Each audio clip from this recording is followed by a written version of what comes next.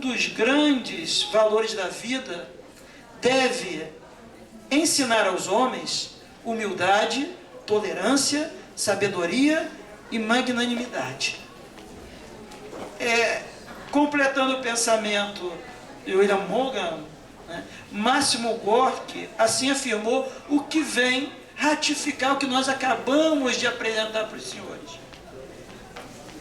O talento desenvolve-se no amor que pomos no que fazemos. Talvez até a essência da arte veja o amor pelo que se faz, o amor pelo próprio trabalho. E com isso, a gente vai construindo essa boia que pode nos salvar desses sofrimentos extremos, né?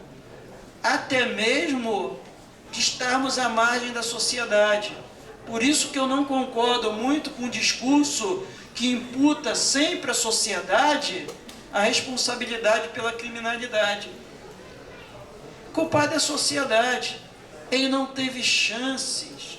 Mas será que, a despeito de um caso ou outro, não seria o ser humano que faz as suas chances? Que procura as suas chances dentro do conceito do livre-arbítrio? Porque ninguém disse que ia ser fácil, né? Quando a gente nasceu, ninguém afirmou, vai ser muito fácil. Eu tenho toda uma história de vida que demonstra isso. Sempre abrindo mão de determinadas coisas para conquistar outras. Eu com muito orgulho digo, e não me envergonho, porque não tem por que me envergonhar. Eu nasci no Morro, no Rio de Janeiro. E fui criado lá até ter idade. E com muito orgulho eu digo isso. Porque eu nunca precisei, efetivamente, de nenhum tipo de conduta ou favor impróprio, né, para buscar o meu caminho. E busquei, né? E se é uma coisa que faço de melhor e tenho certeza disso, né, não é julgar, né, é em sala de aula, é compartilhar conhecimento com os meus alunos. Isso sim, eu sei que eu faço de melhor, é o meu diferencial em prol da sociedade. E muitas vezes eu me agarrei, né, exatamente nessa arte para não sucumbir diante do sofrimento de várias ordens, da perda de pessoas queridas, que infelizmente, né, todos nós passamos por isso, foi como eu falei, né, de problemas sérios no trabalho, no passado, né, o que fazer? Vou sucumbir? Vou me auto-vitimizar? Né? Não, vamos procurar, com base na arte, né, renascer das cinzas, trabalhar a nossa cabeça até um nível, né, dentro desse conceito da arte, esse conceito expansivo da arte que eu acabei de colocar, e vamos colaborar com a sociedade. Vejam os senhores como as coisas se encaixam. Um grande artista brasileiro, na semana passada, perdeu um filho, foi nosso Erasmo Carlos, num acidente. Essa semana ele deu uma entrevista e eu extraí a intervenção do Erasmo Carlos. Ele disse o seguinte: o show deve continuar. Quando não tiver mais força, a música dá força a gente. Ou seja, a arte existe para que a realidade não nos destrua.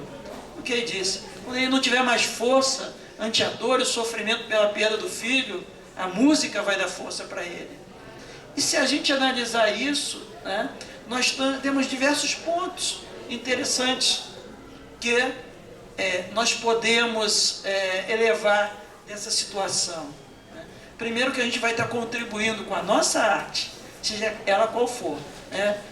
Seja varrer rua, fazer algodão doce, fazer um bolo, lecionar, tocar uma música maravilhosa, fazer uma escultura, não é? Vamos colaborar com alguém, com a sociedade, em prol da nossa sociedade. E essa colaboração através da nossa arte vai nos dar força interior e isso vai nos fazer renascer das cinzas, né? Tal como o Fênix. Tinha um médico austríaco chamado Viktor Frankl. Viktor Frankl, ele foi o idealizador da logoterapia. Ele é considerado como o precursor da terceira escola da psicanálise de Viena. E ele foi preso nos campos de concentração, ele e toda a sua família. Então ele escreveu um livro, que inclusive vende aqui na Saraiva, tem várias edições. Em 46 ele publicou esse livro, chamado Em Busca de Sentido. E Viktor Frankl, ele passou todo o tempo como preso nos campos de concentração, trabalhando, exercendo a arte dele. Ele era primeiramente neurologista, né? Agarrado na arte dele e no desejo de rever toda a sua família. Quando acabou a guerra, ele foi libertado, voltou para Viena para constatar que toda a família dele tinha sido assassinada nos campos de concentração. Irmão, pai, mãe, mulher, e ali só sobrou a arte para ele. A arte, e ele trabalhou incessantemente até os 95 anos, né, em prol da sociedade, dos semelhantes dele, né? Foi até para um papa e teve curiosidade de conhecer Viktor Frankl, Paulo VI, e o convocou ao Vaticano. E numa das passagens ele diz o seguinte: o homem, por força de sua dimensão espiritual, pode encontrar sentido em cada situação da vida e dar-lhe uma resposta adequada. Ou seja, né, por pior que seja o panorama, por mais sofrimento que seja tomado aquela pessoa, por maior que seja a tragédia, por mais difícil que seja a realidade que ele vivencia, ainda assim a dimensão espiritual dele, ela é imensa, e ele pode efetivamente, daquele momento, buscar outras coisas de forma que vai renascer das cinzas novamente. Ou seja, né, vai dar uma resposta adequada e não vai sucumbir àquele momento terrível em que vive. Então, a minha mensagem, basicamente, meu tempo já termina e eu tenho dificuldade, porque quando eu começo a falar, eu realmente não paro mais, né, à vontade, né? A professora disse que ela tem a dificuldade da improvisação. Eu não tenho essa dificuldade, mas eu já tenho a dificuldade de fixar na mente as frases. Por isso que eu trago tudo escrito, né? As frases, porque realmente eu não consigo, né? Eu faço uma construção e anoto as frases de link, para não se perder toda a essência, que são realmente pensamentos maravilhosos. E com os pensamentos maravilhosos, eu sempre termino. Eu ia terminar com o poeta moçambicano Mia Couto, mas eu me lembrei que o último evento que eu participei, eu terminei com ele, né? Então eu não vou, eu tive que rever. Então, é alguma coisa também relacionada à arte, de Jorge Luiz Borges. Ele diz mais ou menos o seguinte: por vezes a noite é um rosto que nos olha do fundo de um espelho. É a arte, e a arte deve ser como esse espelho, que nos mostra o nosso próprio rosto. Muito obrigado a todos, e essa mensagem dentro do coração do Gabriel dos Santos.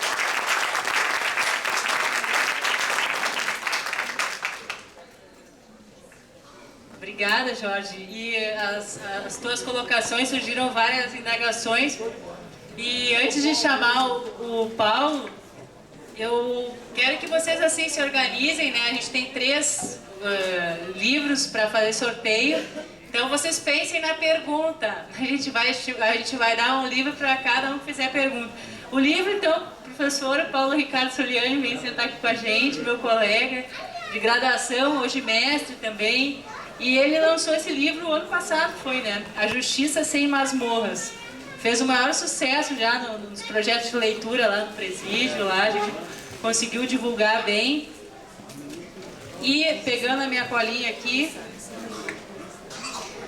o professor Paulo, então, ele fez mestrado em Ciências Criminais na PUC, é especialista em Direito Penal e Direito Processual Penal pela Uniriter, membro da Anistia Internacional no Brasil, articulista em revistas especializadas nacionais e internacionais, é escritor também, colaborador do Estado de Direito, dos Direitos no Cárcere, projeto que a gente organiza no presídio. autor desse livro aqui, que a gente vai fazer o sorteio. Assim que terminar a apresentação, a gente passa para o debate para a gente conversar. Então eu vou passar para o Pablo Cia, da Ruteira, agradecendo todo mundo que está aqui, o Daniel, Catatal, Sansão. Obrigada. Beleza. A gente vai falar agora sobre uma mulher, essa grande amiga, que anda com uma venda nos olhos, né? Eu fiz um apelido para ela, agora, Injusta.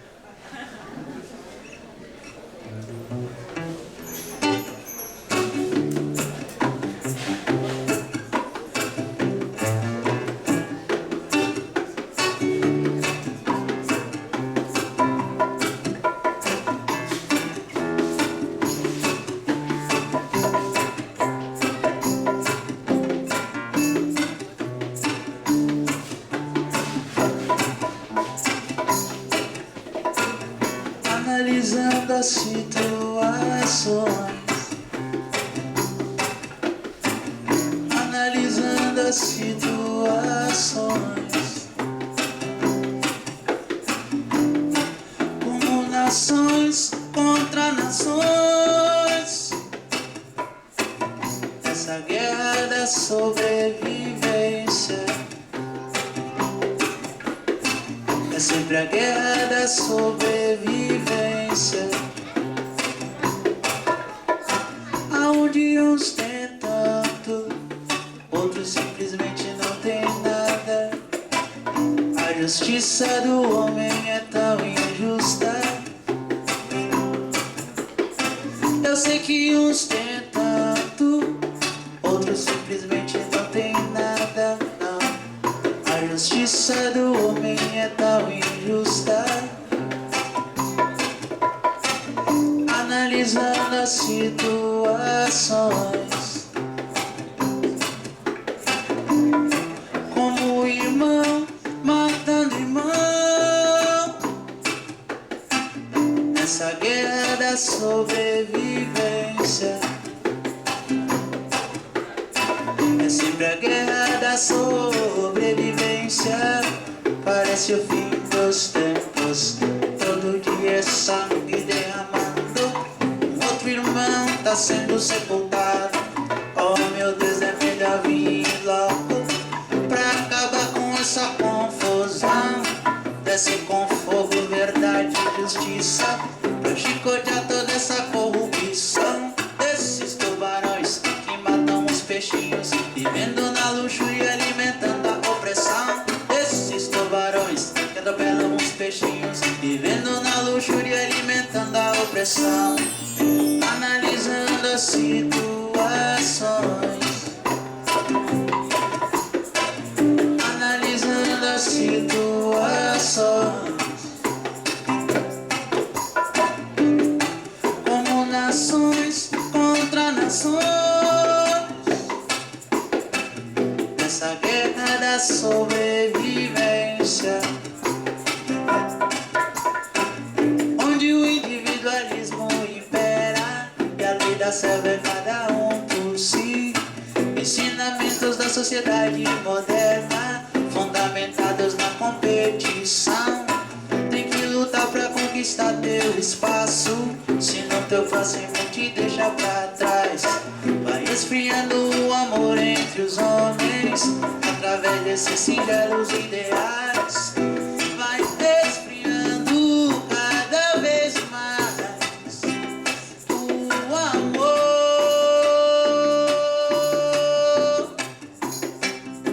É tão frio, tem sido um longo inverno. Tem sido um longo inverno aqui.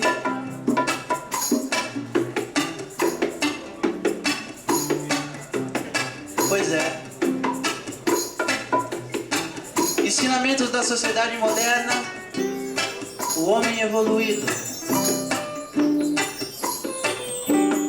Individualismo, competição,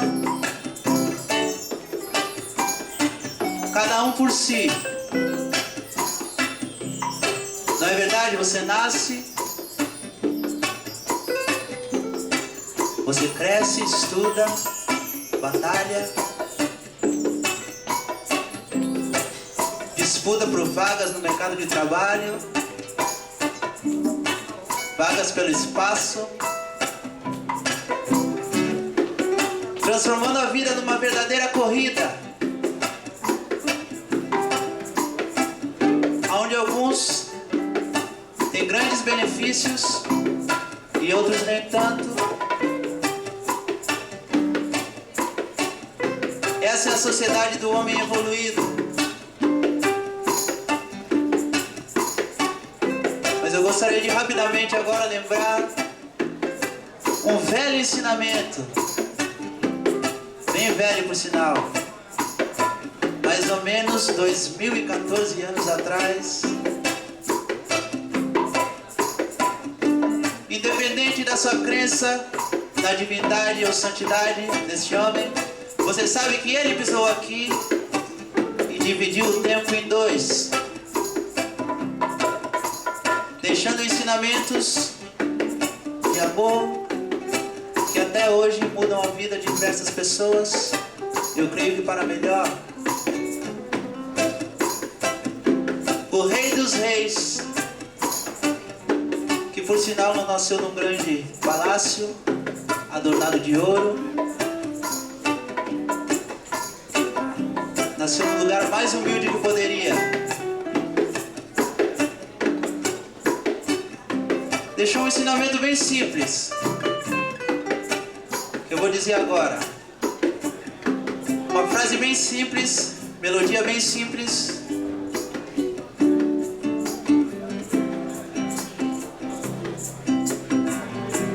Viva pra si mesmo e viverá em vão. Viva para os outros e viverás novamente. Viva pra si mesmo e viverá em vão. Viva para os outros e viverás novamente. Jogue as suas armas para o chão, meu irmão, minha irmã. Cessa fogo na guerra da sobrevivência. Mais amor nessa guerra da sobrevivência. Por favor, cessa fogo na guerra da sobrevivência. Mais amor, guerra. Amor e guerra não combina. Amor, guerra, fim dos tempos. Amor e guerra não combina. Amor e guerra, mais amor e menos guerra. Mais amor e menos guerra. Mais amor e menos guerra. Bola de fogo na guerra da sobrevivência. Parece o fim dos tempos.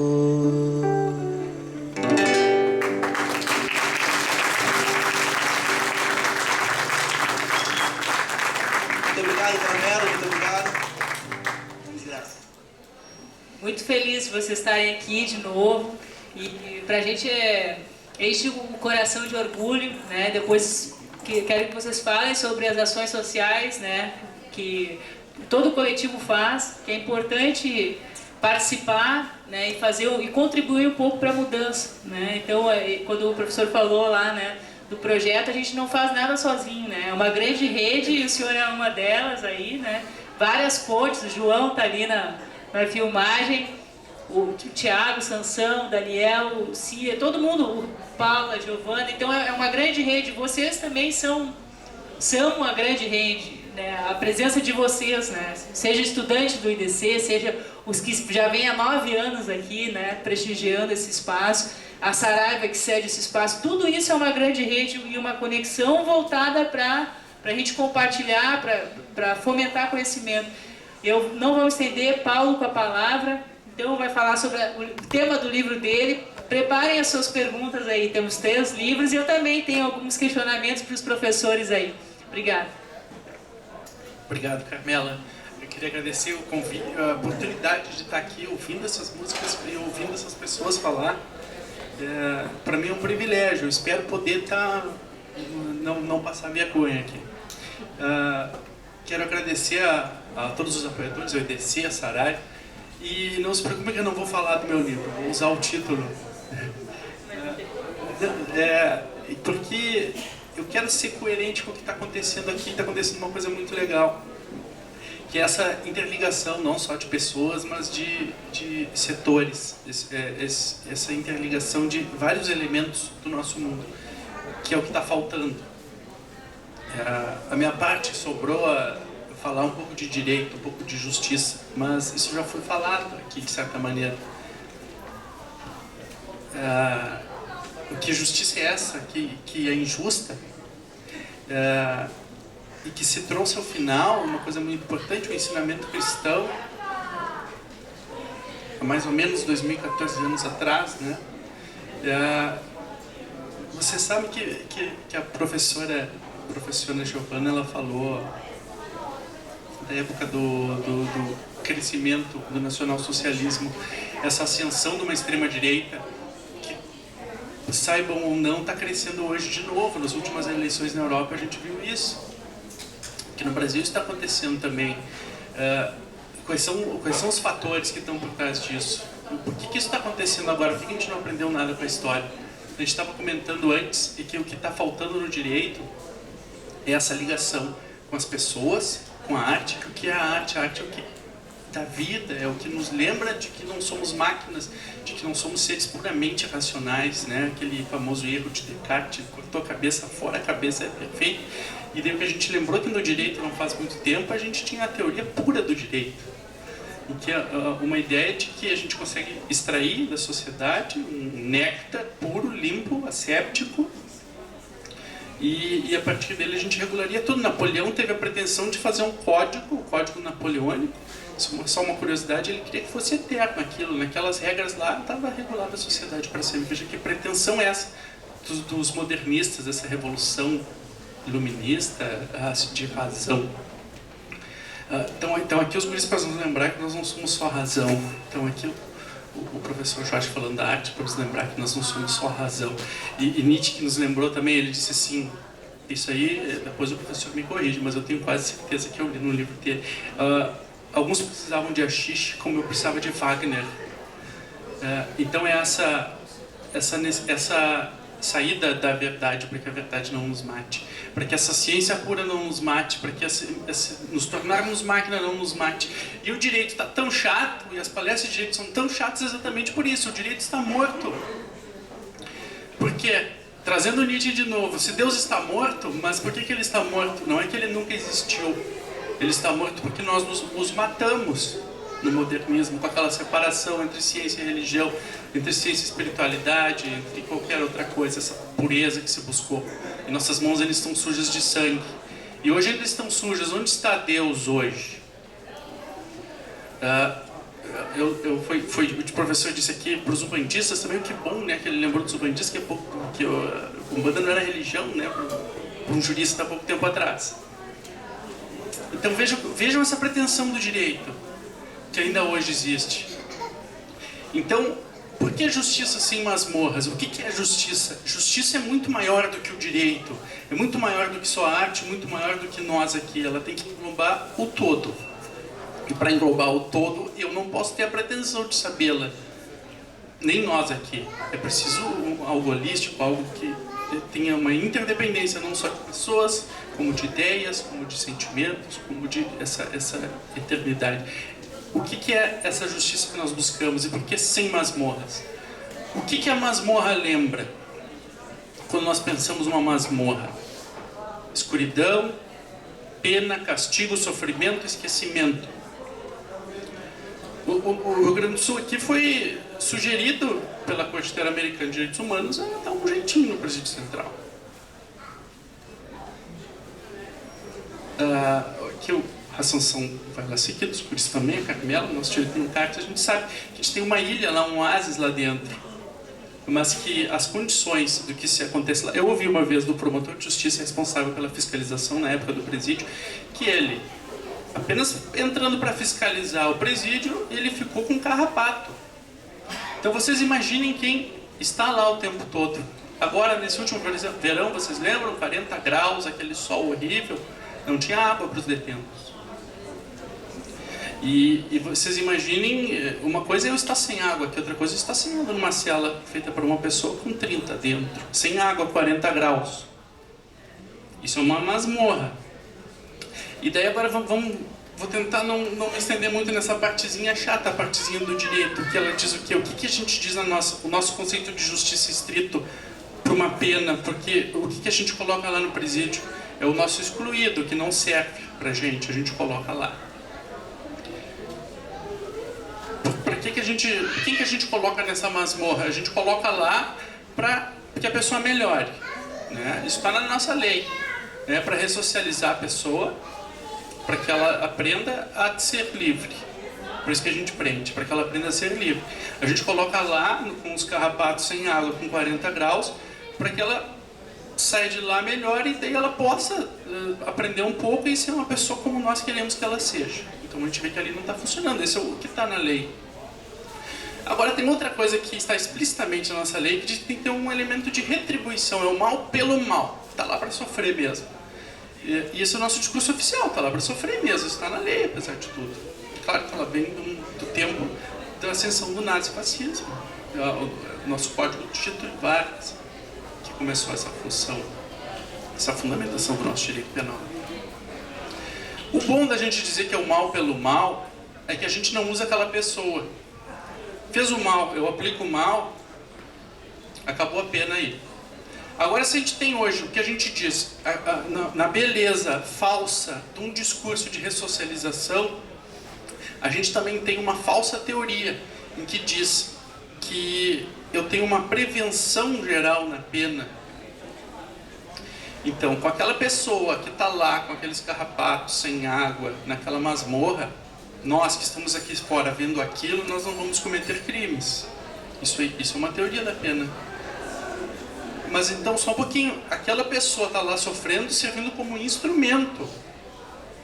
Ele está sendo desumanizado, ele está sendo coisificado. Então, acho que uma justiça sem masmorras é algo que nós devíamos estar buscando há muito tempo, e que, a princípio, eu estava conversando com um vereador, em que ele milita nessas questões, e eu disse, mas isso não dá voto, né? Porque o que o povo quer? O povo quer linchar. Isso a gente pode estar vendo o que está acontecendo aí. É a ascensão da extrema-direita, é linchamento, é adote um bandido. Eu poderia dizer adote um reacionário. Dê uns livros para ele, traga ele aqui para a livraria. Cada um ajuda um pouquinho, né? Então, quando a gente fala, na época em que Hannah Arendt teve que fugir da França por ser apátrida, em que nós temos uma política norte-americana de expulsão de imigrantes, nós temos uma política europeia ainda na França, não muito tempo atrás, em que houve protestos, eram ciganos. Nós temos aqui no Brasil ainda perseguição.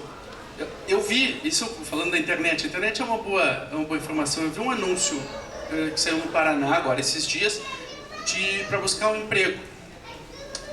Busca-se homens brancos entre 25 e 35 anos.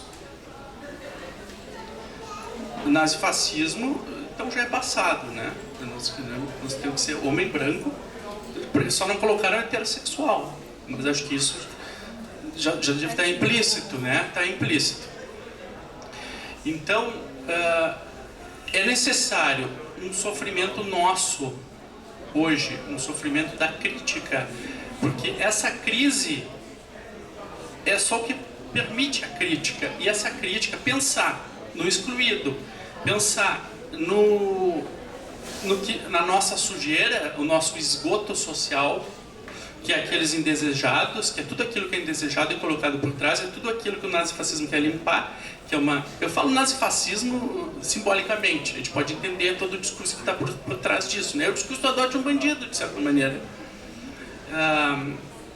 Todo esse discurso que está por trás, a gente tem que ver e a gente tem que sofrer. A gente não pode ser um ativista de Facebook, que nem disse o professor.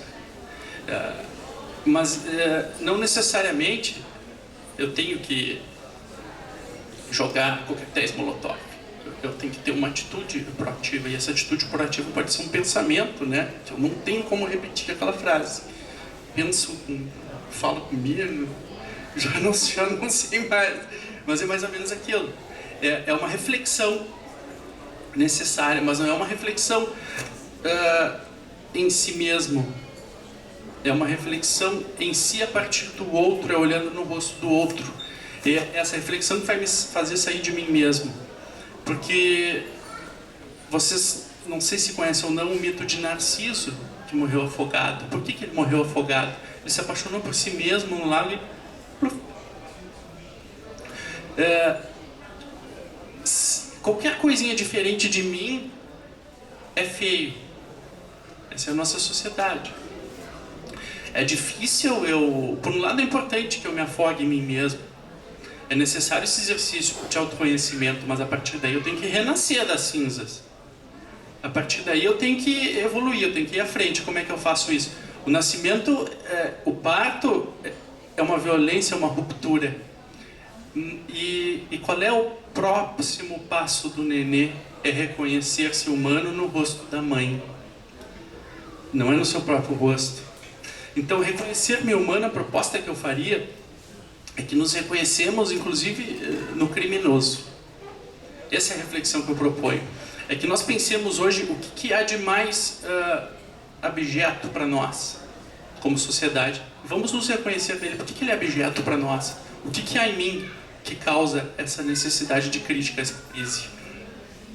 Essa crise que aconteceu em 68 e que aconteceu em junho do ano passado, em que eu, desavisadamente, fui junto com o pessoal e descobri o que é para um asmático uma chuva de gás lacrimogêneo. Esse foi o resultado que eu tive. Tive que parar de ir por questões médicas. Mas, quando a gente tem um problema num sistema, e esse sistema nós temos que identificar que nós somos o sistema, e que nós vemos que quando há necessidade de mudança, essa mudança vai ser alguém dizendo para nós algo que nós não gostamos. Isso é uma mudança no sistema, quando nós fazemos parte do sistema. Isso é um pensamento crítico, um pensamento que precisa de coragem, de reflexão, e não será fácil. A partir daí nós teremos uma justiça sem masmorras. A partir daí nós teremos uma nova sociedade. A partir daí, nesse dia a dia, nesse auto-reconhecimento, esse reconhecimento no próximo, e esse reconhecimento no próximo, o que é? Ética. E o que falta hoje no direito? Ética. Porque nós matamos Deus e não colocamos ninguém no lugar dele até hoje. O que falta? Ética, filosofia, humanismo, alteridade, arte. Faltou o homem. Vocês, acho que tem muito estudante de filosofia aqui, eu sugeriria, se vocês já não conhecem, a fábula de Higino, do mito do cuidado.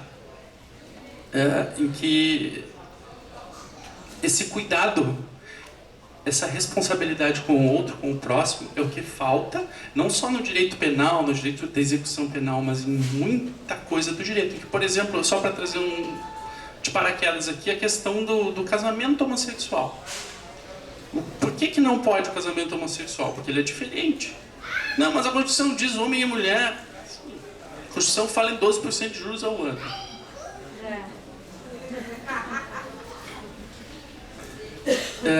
Se eu tiver um cuidado com o outro e esse outro for um homossexual e eu não for homossexual, bom, então eu tenho uma fundamentação.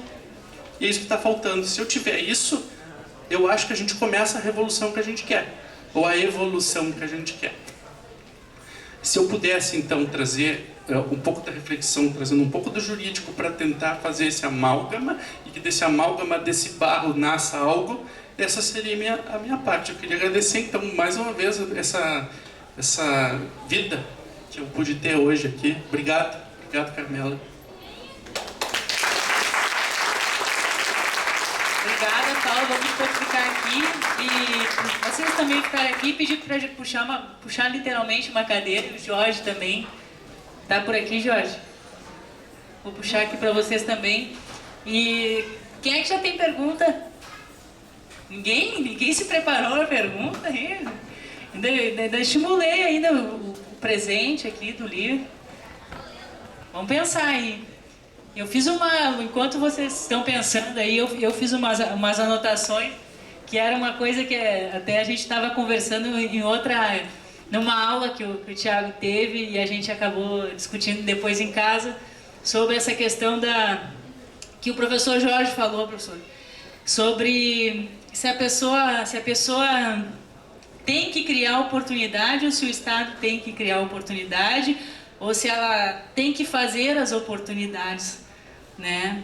E daí eu queria que vocês falassem um pouquinho da realidade do abrigo, um pouquinho do projeto, como é que vocês estão levando alegria pela música, como é que vocês estão levando conhecimento e informação, que eu acho que é importante mostrar a música, mas também o que está elencado a essas ações.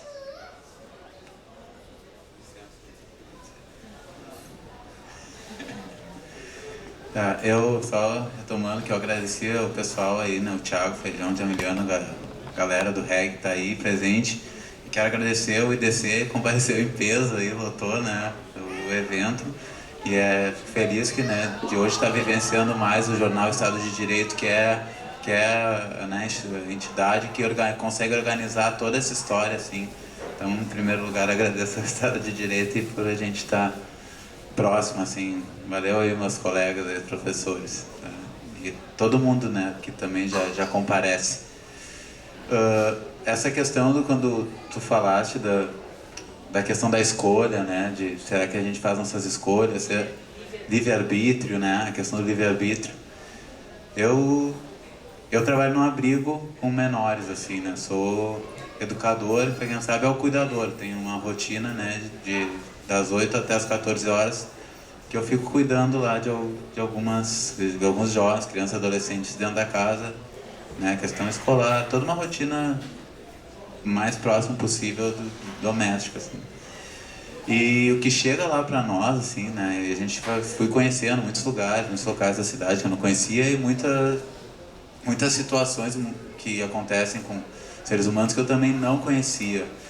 Então chegam crianças assim que por causa de vivência extrema, violência, de atos assim, né, como abuso sexual, como drogadição, como prostituição, como trabalho infantil, criam que não, e eu já com internações em clínicas, né, vai se tornando uma patologia. Então eu acho que eles não estão no mesmo patamar de escolha que outros seres humanos, para ter esse livre-arbítrio tão livre assim, sabe?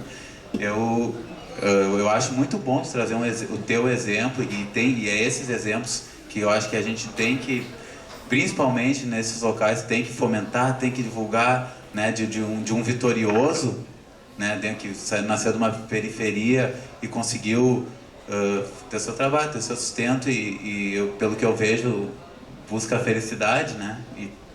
E nas quedas, como falou, e nas subidas, né? Vai encontrando, mas tu és, no meu ponto de vista, uma minoria, sabe, minoritária mesmo, assim. Mas é um exemplo que com certeza tem que ser exaltado, e principalmente nesses locais. Mas a realidade que eu vejo é que esse livre-arbítrio, ele não é tão livre, assim, para todos. Pelo menos é o que eu percebo, né, nos locais, né.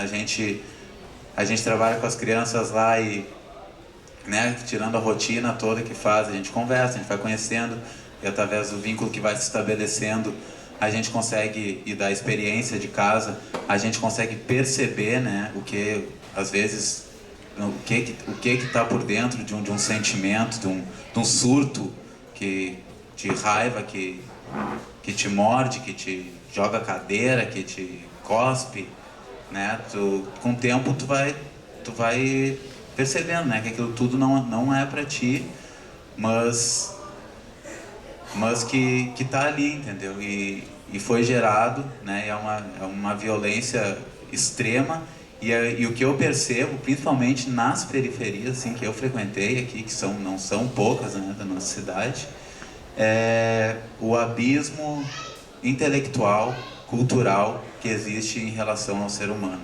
Então, eu acho que eles não têm capacidade de discernir entre o bem e o mal. É meu ponto de vista, humildemente, assim, a minha leitura. Tão claramente, talvez, quanto... Não é igual isso para todos os seres, entendeu? É isso que eu percebo. Assim. Não, correto. Veja bem, a questão do bem e o mal, né, até existe a linha, né, existe o bem e o mal, uma pessoa nasce totalmente má, né, ou é uma folha de papel em branco, né, que a sociedade vai moldando, ou então a gente vai, lá na época, né, de César Lombroso, do criminoso atávico, enfim, essas discussões, né, eu acho que realmente não é nem para um ponto nem para o outro. Eu também participo às vezes muitas vezes de ações, até eu sou rotariano, né, na periferia de Bagé, né, e uma cidade do interior, uma cidade muito tradicionalista, há de se imaginar, né, que é uma realidade mais amena, mas não é, né? Há um bolsão de pobreza muito grande, não só em Bagé, como na grande maioria das cidades do interior aqui do Rio Grande do Sul. Porque quando se fala em Rio Grande do Sul, no restante do Brasil, a gente logo vê a imagem de Gramado, Canela, essas cidades, né, mais organizadas, mas ali, principalmente na área que eu atuo ali na fronteira oeste, né, é uma realidade totalmente diferente. Então a gente também faz eventualmente esses trabalhos, né, com as crianças, e realmente é impressionante quando a gente chega na escola, né, aquelas crianças, muitas vezes algumas não têm esse histórico de violência, não, mas a gente vê o que você falou, uma coisa muito certa, o abismo cultural. Então a gente conversa com uma menina daquelas ali, né, e o sonho dela é casar e ter filhos, ponto. Não existe mais nada que ela, que enquanto criança, mente de criança, sonha fazer. E o menino é trabalhar no campo, só isso. Né? Mas o que eu digo, quando eu falei no livre-arbítrio, né, obviamente não foi puxar uma criança, né, ou um adolescente numa situação de extremo risco, né, que vivenciou a violência extrema no seu cotidiano, né, é que em algum momento da vida dele, né, ainda que diante de todas essas situações desfavoráveis, em algum momento da vida dele, certamente ele vai ter aquele momento em que vai ser dado a ele a oportunidade de uma escolha. Não a escolha de dizer assim, não, mas eu vou ser médico, né? E a partir de agora eu vou trabalhar para isso, né? Mas a escolha dele é sair, ser catapultado, né, daquele patamar que ele se encontra, se melhorar. Eu sempre digo em relação às pessoas que são drogadas, a gente também realiza alguns trabalhos no Rotary em relação a isso, né? E qual é o ponto primordial? Não adianta a gente oferecer para a pessoa, né, que realmente naquela situação triste, né, quase que miserável que se encontra, todo o tratamento de ponta, se não tiver um dado possível, ela quer se recuperar, né? Mesmo diante de toda a situação desfavorável, né? Então, eu não, assim, o que eu penso, né, e dentro das minhas reflexões, né, claro, eu não imagino que aquela pessoa, numa situação de extrema drogadição, né, ela não vai ser automaticamente, né, pinçada daquela realidade para uma realidade boa, maravilhosa, né? Mas, em algum momento, né, claro que nós estamos falando do geral, né? Não dos casos concretos, essa pessoa nunca teve essa oportunidade, nunca teve esse momento, mas no geral, né, vai ser chamado a ele, né, e vai ser dada uma oportunidade dele se tratar, né?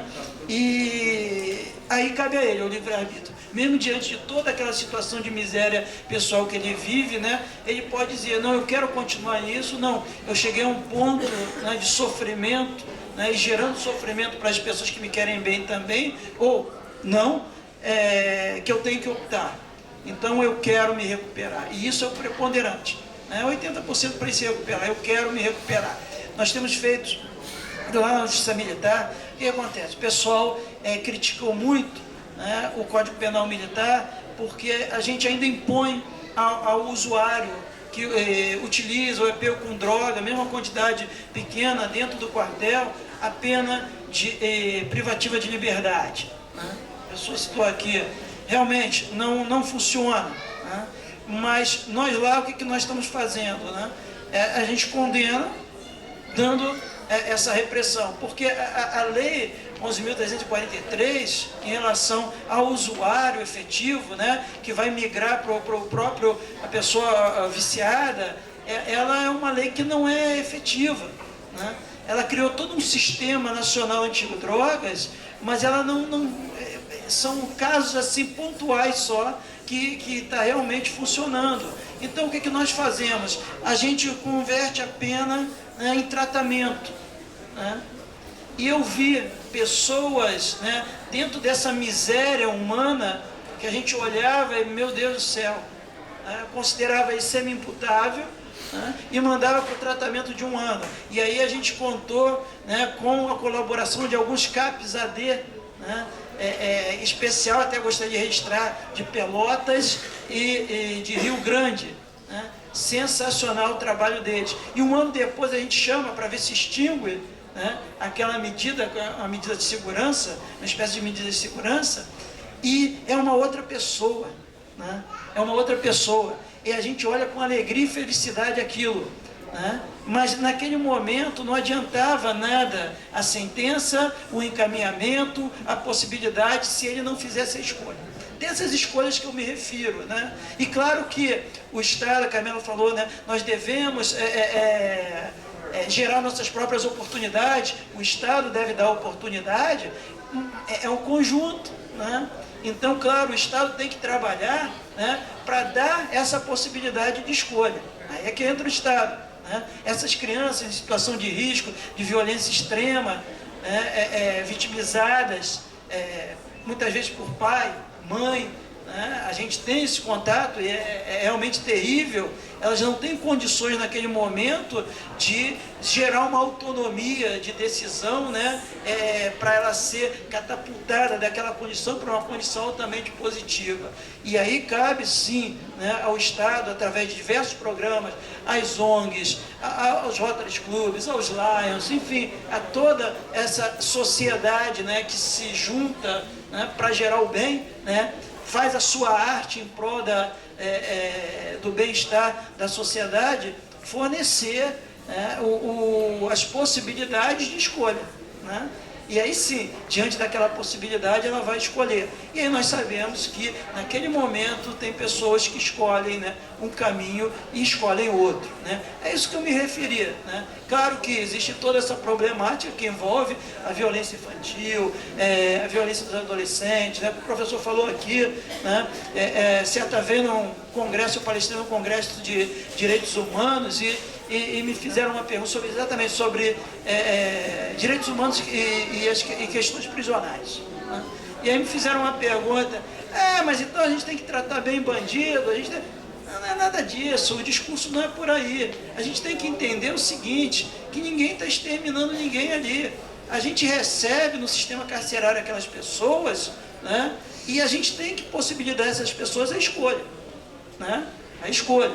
Se o Estado está chamando, né, impondo uma sanção, o Estado tem que possibilitar uma escolha. Você escolhe seguir por esse lado, né, para a sua redenção, ou escolhe ficar onde está, né? E o que acontece também, aí pegando até vamos dizer, um adendo, né, o que o Sansão disse, né, e o professor também, é que, infelizmente, né, presídio, sistema carcerário, sistema penal não dá voto. É isso. Isso se resume tudo isso. Não dá voto. E nós temos, como o professor falou, mais morre. Mas é bandido, tem que ficar assim. O problema é que nós vamos receber na sociedade novamente esse pessoal, né? E o Estado que o aprisionou ali não deu essa escolha para ele, né? Então, quando eu disse que o livre-arbítrio, né, claro, tem que ser posta, né, e aí o Estado serve para isso, né?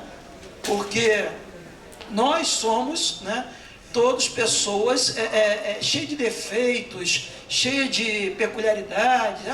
Não, ninguém é isento de defeito, de esquisitice, né? Caetano Veloso já dizia, né? De longe todo mundo é normal, quando a gente vai chegando pertinho, né? Então é isso, né? Então cabe ao Estado, né, estabelecer isso aí. É o que não acontece hoje em dia. A gente só tem propaganda política, né?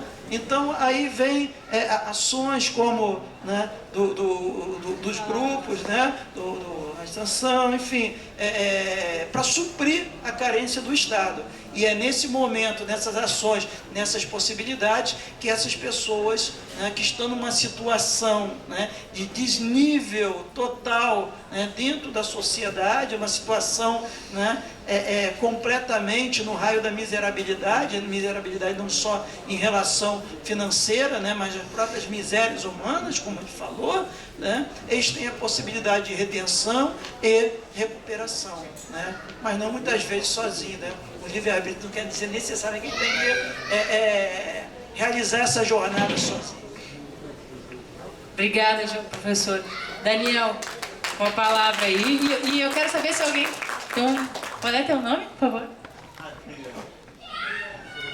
Eu vou deixar ele fazer a pergunta e já faço. Pode largar o livro. Tá, obrigado. Falando no livre-arbítrio, para mim, livre-arbítrio depende dos 3 dons humanos. Para mim, primeiro é errar, segundo é corrigir e o terceiro é evitar. Aí tá errar, todos nós erramos. Aí depende de corrigir, né? Aí nós estamos a gente está vendo que a gente tem que evitar muitas coisas, tá certo? Como é que o povo vai evitar hoje em dia se só recebe dos políticos trapaça, safadeza, e o povo acaba se perdendo com isso. No meu ponto de vista, o povo até poderia ser mais, deixar de mentir, ser mais correto, mais justo, mas diminuindo, sendo que a política diminua a trapaça, diminua a safadeza da política. Obrigada, Adriano. Vou passar para a professora Giovana, pode ser? Eu não vou passar para os 3 por causa do tempo. Daí depois eu passo para o Daniel e passo para a colega ali no fundo fazer a pergunta, tá bem? Tá, então eu vou passar, daí ela responde as 2, depois passo para o Daniel e a gente, para ele falar sobre os projetos ali. Qual é o teu nome? Vera Regina, professora Giovana. Bom, é um prazer estar aqui com vocês. Me sinto muito alimentada por essa noite de música e troca de ideias. E, professora Giovana, eu gostei muito do filme da Hannah Arendt, li muito pouco sobre ela. Tenho a sintonia, minha mãe era judia, fugiu da Polônia e a gente acredita que todos os parentes faleceram em Auschwitz. E, de qualquer forma, eu queria que a senhora falasse, se possível, rapidamente, sobre a banalidade do mal. Aí que tem presente aqui. Tá, então assim, depois eu passo pro Daniel e daí passo pro Jamiliano e encerramos. E eu vou pedir assim a atenção de vocês para não saírem dos lugares enquanto a gente não tirar a foto, porque se vocês vierem pro cantinho, pro outro, eu não consigo tirar a foto que apareça todo mundo. Então depois no final todo mundo se levanta e daí a gente tira uma foto de lá para cá. E daí não façam fila de certificado, que eu não vou entregar certificado antes da gente fazer a foto, que é o nosso registro, nossa memória, é muito importante. Então estou pedindo porque já aconteceu na outra vez, então, para evitar isso aí. Obrigada. Adriano, eu entendo na tua fala, alguma coisa que a gente até pode juntar com o que foi antes discutido aqui, que existe uma dimensão que é também pedagógica na nossa responsabilização, seja essa responsabilização individual, seja ela coletiva, né? Que é uma das coisas junto das quais a gente pode pensar o livre-arbítrio, né? Como o professor sustentou. os indivíduos têm um horizonte que de alguma da sua experiência, da sua realidade, que lhes oferece algumas possibilidades de escolha, né, de decisão.